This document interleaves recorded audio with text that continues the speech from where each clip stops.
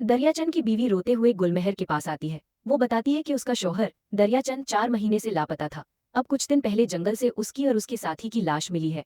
लाशें इतनी बुरी हालत में थीं कि पहचानना भी मुश्किल था। सिर्फ उसकी घड़ी और अंगूठी देखकर उसने यकीन किया कि ये दरियाचंद ही था। रोते हुए वो गुलमहर से कहती है कि उसका शौहर गलत काम करता था, लेकिन जिस काम के पैसे लेता था वो काम पूरा भी करता था।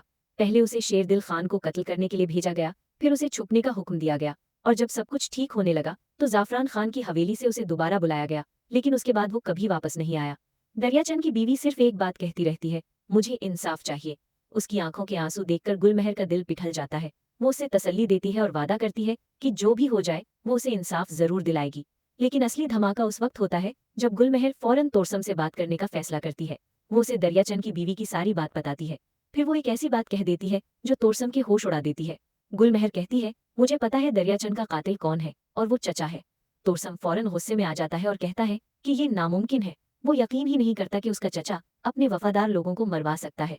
लेकिन गुलमहर उसे समझाती है कि उसने खुद उनकी खुफिया गुफ्तगू सुनी थी। उसने अपनी आंखों और कानों से वो बातें सुनी है जो साबित करती हैं कि सच कुछ और ही है। वो तोरसम से कहती है कि अगर उसे यकीन नहीं आता तो खुद जाकर दरियाचंद की बीवी से मिल ले, फिर उसके बाद चचा से भी वही सवाल करे। वो कहती है, मुझे पूरा यकीन है कि चचा कभी सच कबूल नहीं करेगा, बल्कि झूठ बोलकर बात को दबा देगा।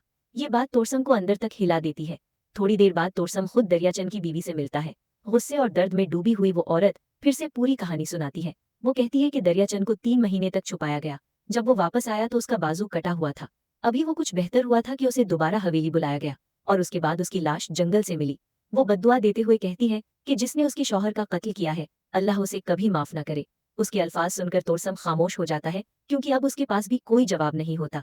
लेकिन दोस्तों, यहाँ से कहानी और भी खतरनाक मोड़ लेने वाली है। क्या तोरसम सच तक पहुंच पाएगा? क्या जाफरान खान किसी बड़े राज को छुपा रहा है, या फिर दरियाचंद का कत्ल किसी और ही साजिश का हिस्सा था? ये सब जानने के लिए अगला पार्ट बिल्कुल मिस मत कीजिए।